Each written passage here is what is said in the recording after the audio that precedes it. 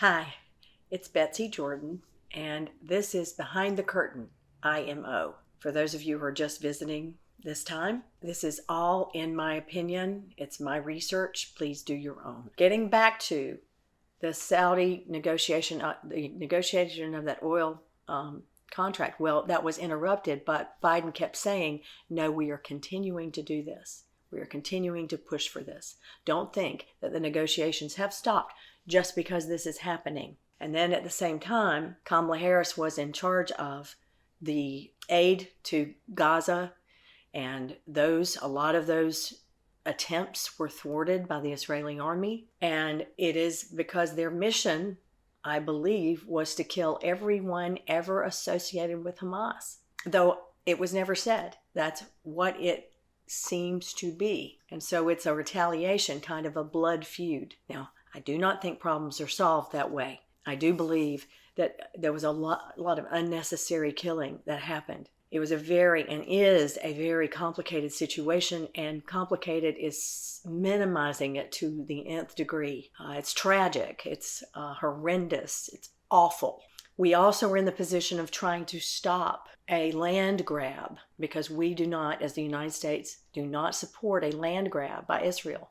In fact, we're still standing for a Palestinian state, which unfortunately, as I've mentioned before, Netanyahu does not support a Palestinian state. I still believe that having a Palestinian state is the only way to have a permanent peace in that area. But there is no real separation now, is there? Israelis, Palestinians are living together already in Israel, but Netanyahu wants Israel to be in charge of that whole area. And you'll be able to see that as this unfolds, as you look and research it deeper. But understand, none of this was an easy choice. No one wanted the Palestinians killed. No one. No one wanted a land grab. And no one, absolutely no one, wanted to send our boys to war, which we did not do. We defended the United States where we could. And we were attacked too by the Houthis in the Red Sea. President Biden did say that he did not like what Bibi was doing at a VIP reception that was honored to be able to attend. It was a Restore Roe rally. This was not a time when he expected to be videoed, but the reason I'm going to release it now is because he already has said these things in public, and he has already demonstrated that he wants a ceasefire, and they're very, very close to having that happen.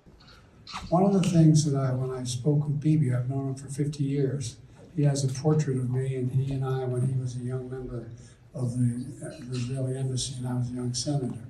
And I wrote on it. He has it framed. Last time I was in his office, he had it on his desk. And I said, Bibi, I love you, but don't agree with the damn thing you had to say. And that's true. I admire him. And think about what they're doing. They're going through 9/11 squared in a sense.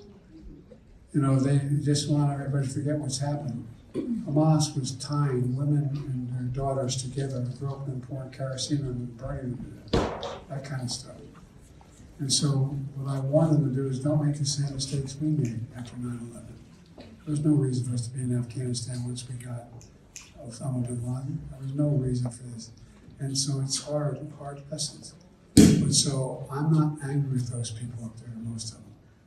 I had that some of them really, really believe that this is wrong, but I think they got the priorities a little off. My point is this: there's so much we can do.